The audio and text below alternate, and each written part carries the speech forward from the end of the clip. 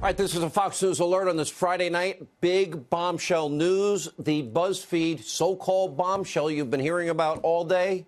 It is a dud. It is a fraud. It is a lie. It is all fake news.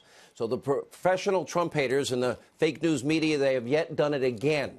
And earlier today, BuzzFeed News reported a salacious story about Michael Cohen and President Trump, alleging that Cohen briefed Trump about a building project in Moscow numerous times and that the president directed Michael Cohen to lie about the existence of that project when it already had been well known.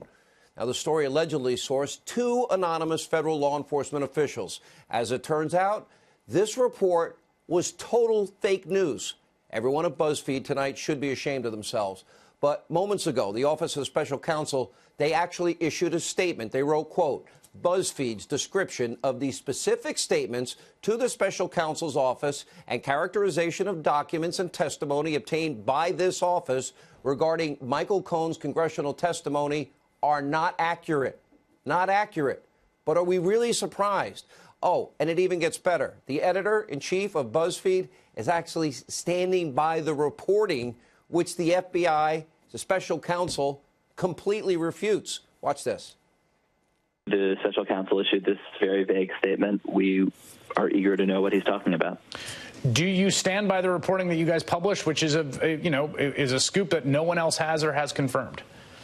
Yes, as we wrote, we have two federal law enforcement officials, and no game plan with those titles, who have told us that President Trump directed Michael Cohen to lie to Congress about negotiations to build a Trump Tower in Moscow. All right, a bold stance from one of the leaders in fake news, and it gets even worse. Now, remember, this is the same BuzzFeed News, supposedly, that published the phony Hillary Clinton, bought and paid for, steal Russian dossier, and they never, ever tried to corroborate any of the details. And guess what? The latest devastating report contained no direct corroboration. I've been watching this all day, and one of the BuzzFeed reporters who actually broke the story even admitted he never actually saw the evidence that were referenced by his anonymous sources. Well, now watch this. You have two law enforcement sources who tell you that they have seen evidence. Have you seen any of that other corroborating evidence? No, I've not seen it personally, but the folks that we've talked to, the two officials that we've spoken to, are fully 100% read in. All right, so there's two reporters for BuzzFeed. The other reporter responsible for this story is a guy by the name of Jason Leopold. He actually contradicts his co-author. Watch this. Now, your colleague, who you wrote the story with, says that neither of you, when you talk about those documents, that you guys haven't actually seen them. You haven't seen the documents, the texts, the emails, et cetera. So how confident are you that they actually exist, that this is true? I don't think that we've said that we haven't seen them. And we have been... I'll just say that we've seen documents. We've been briefed on documents. We're very confident. You'd think that the two authors could get their story straight before appearing on national TV. Now, this was known earlier in the day.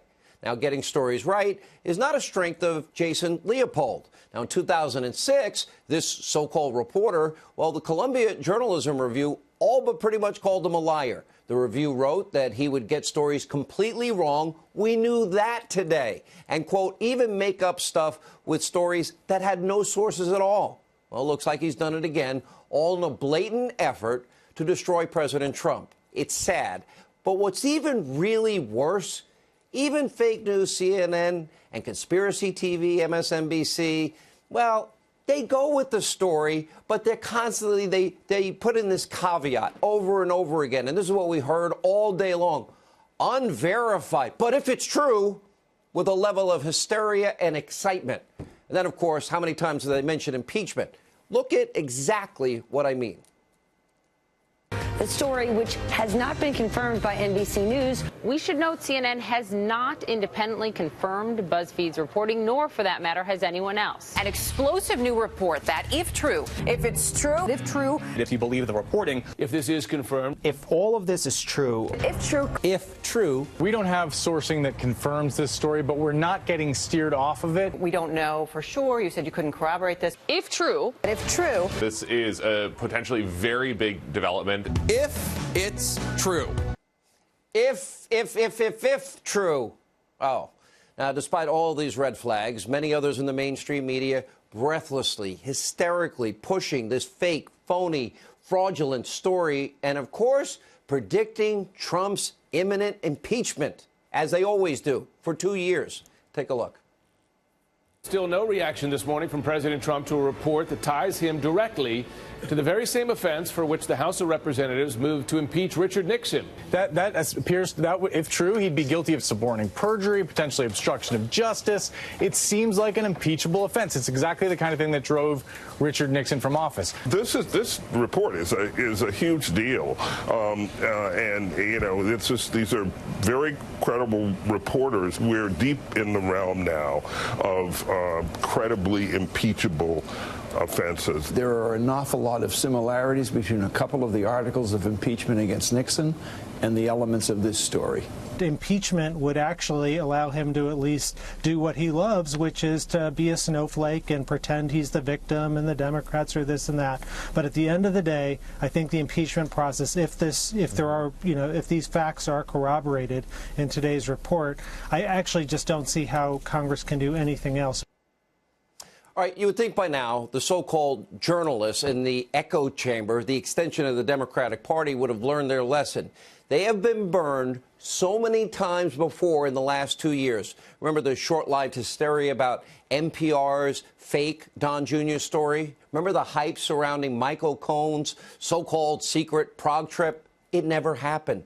Or the Guardian's false reporting about Paul Manafort? Or when 3 CNN fake news staffers, they were forced to resign after reporting fake news about our friend Anthony Scaramucci. Look at the list we have compiled. Fake story after fake story. Now, the Washington Examiner put this together. 47 printed pages for 1 year alone against Donald Trump of fake news that they breathlessly report. Unbridled, remember what I said at the beginning of the year, hatred of the president. So many forced corrections, but then they just keep doing it again and again. How many anonymous sources, hearsay, rumors? Do you think any of this is good for the country? Are they looking out for your security, the economy, a better job for your children, a better future for our grandkids? You know what? Right now, one more notch in the old fake news belt. It is beyond disgusting, but you just saw it all day. People screaming, impeach, impeach, impeach. This is all the hate that we get, as I've been saying, every second, every minute, every hour of every day from the Democrats, the hate Trump press, and, of course, the deep state. Now, all of a sudden today, the hate Trump media was concerned about obstruction of justice. That's what they wanted you to believe today. But they're the same people who gave Hillary Clinton a pass. It's been almost 2 straight years of never-ending conspiracy theories, fake news hatred, not just for the president, though, but also for the people that voted for this president. I've said it since 2007 and 8. Journalism in America is dead and it is buried. And driven by an unprecedented pathological hatred for the president, the bias in this country has become more important than what is fact, what is reporting, rumors more important than sources, as reckless speculation rules the day. Now, we told you at the beginning of the year on this program, we will always fight back. We want the country to be safer, more secure. We want every American family prosperous, and we're going to look out for you, the American people, because you deserve better than what the rest of the media is offering, which is why we actually cover, for example, the crisis at our southern border. Now, when the fake news industry is too busy with their fake stories and conspiracy theories about the president, well, today, nearly 400 migrants were apprehended by Border Patrol at once after all crossing illegally.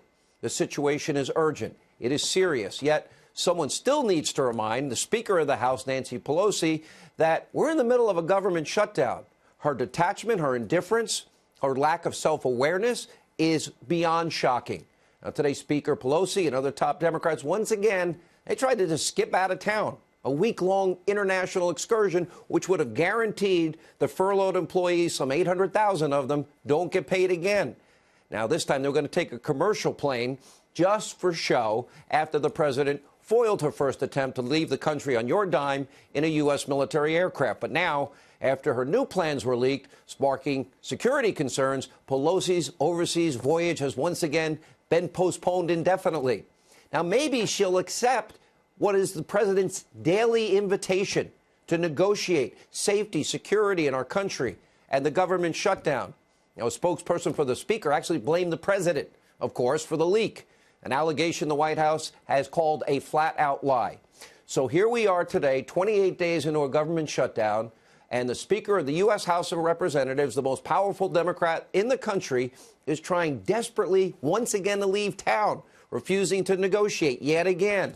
Remember, she took her lengthy tropical vacation at the beginning of the shutdown. Dozens of other Democrats, they had a luxurious vacation paid for by lobbyists in a chartered aircraft to Puerto Rico, while Pelosi and Schumer sent aides to negotiate with the Vice President of the United States instead of helping the furloughed employees and creating more security that they did support 4 years ago.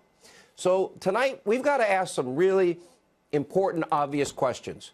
Does Speaker Pelosi really want an answer, a solution? Is she really working at all? Is she now compromised by the radical left wing of her party and scared to death to even talk to the president? Does she care about the 90% of heroin in this country coming across our southern border, or the gangs, or the cartels, or the human trafficking? She won't even talk to the angel moms and dads that went outside her office this week that have lost their children because of illegal immigration. Now, the president, he didn't go on vacation. He's been here the whole time, inviting Democrats every day. He's trying to fulfill not only a campaign promise, but he's trying to keep the country safe, trying to prevent the drugs from coming into the country. Remember, maybe the 1 or 2% of those people that enter the country illegally, they're criminals, and murders have happened, and worse. And, how many sexual assaults? How many violent assaults? Now, the president tweeted today, I will be making a major announcement concerning the humanitarian crisis on our southern border and the shutdown tomorrow afternoon at 3 p.m. live from the White House. He's working on Saturday. In the meantime, President Trump is ready, willing, able to negotiate, and has been since day one of the shutdown. Democrats have offered nothing except $1. No negotiations, no compromise, no time with the president. They just sit back and do nothing. Hundreds of thousands of government employees are not receiving their pay. The speaker is having a meltdown about not getting to take a government-funded trip on your dime. And even worse, thousands of lives have been lost, thousands more devastated by the flow of illegal drugs, human trafficking, the opioid crisis, the gang activity across the southern border, and Nancy Pelosi complaining about having to postpone a government-funded trip. That's where her mind is tonight. But fear not, let not your heart be troubled. Speaker Pelosi, while Americans suffer, while we're not safer, well, your close friends in the mainstream media, they're cheering you every step of the way. Just like last week, manufactured crisis. Democrats say it, the media says it. They're like tight at the hip. Take a look. President Trump is coming face to face with the reality of the opposition party controlling the House. This morning, House Speaker Nancy Pelosi threw him a hard fastball. Speaker Pelosi playing hardball. You could say she's playing hardball. House Speaker Pelosi flexing her constitutional muscle. Speaker of the House Nancy Pelosi flexing her muscles. In a bold power play, the Speaker of the House tonight is sending a pointed message to President Trump. It is a power play, and Nancy Pelosi is revealing that she's got a PhD in needling President Trump. She knows where to go exactly to hit him where he hurts. I mean, this is political genius. I give Nancy Pelosi credit for her political sense. I mean, it's kind of badass from Nancy Pelosi. She was showing that she's in charge. Nancy Pelosi, I mean, what a badass. You know what? Maybe it's time for the Speaker of the House to actually start listening to the American people, start solving problems, stop appealing to your radical base. In other words, really simply, you need to do your job. The president, his door is wide open. Go negotiate a deal. Maybe you'll get some of the things you say that you want. Secure the borders, reopen the government. And for goodness sake, get out of your ivory tower.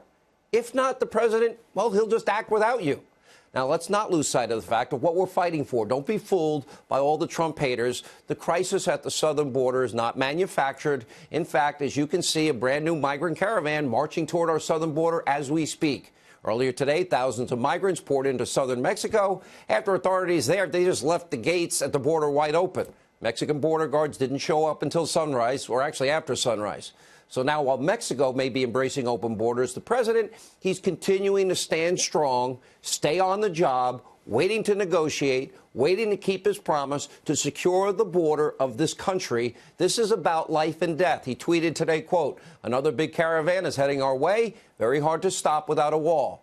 And the fact is we have an actual crisis on our southern border. Just look at this video from Border Patrol in the Yuma sector in Arizona, where nearly 400 migrants apprehended at once today after crossing illegally. That is not manufactured. That is the reality. We need these physical barriers, which are effective all across the world. Remember yesterday, also in Arizona, a group of migrants, they were caught trying to tunnel under a wall. But because there was a wall, they couldn't just walk across and flee law enforcement.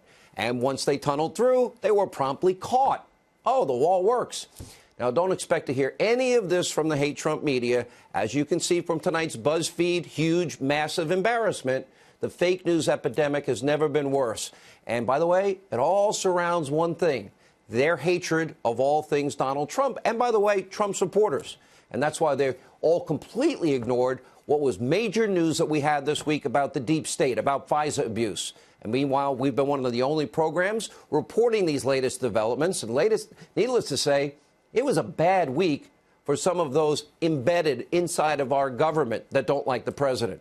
We learned under James Comey's watch, his general counsel, we learned this week, James Baker, is now under a criminal investigation.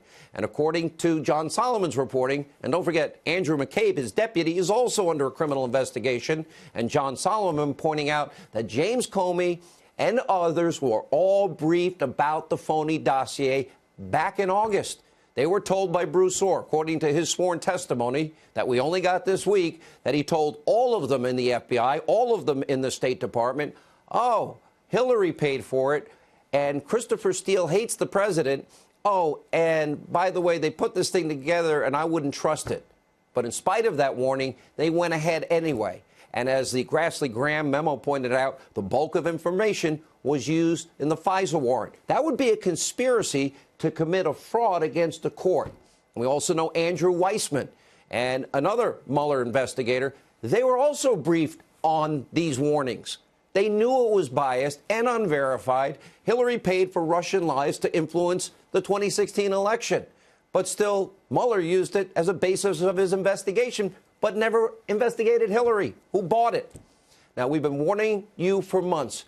This is the biggest abuse of power corruption scandal in modern American history. And by the way, the news media can be biased in other ways, like what they don't report.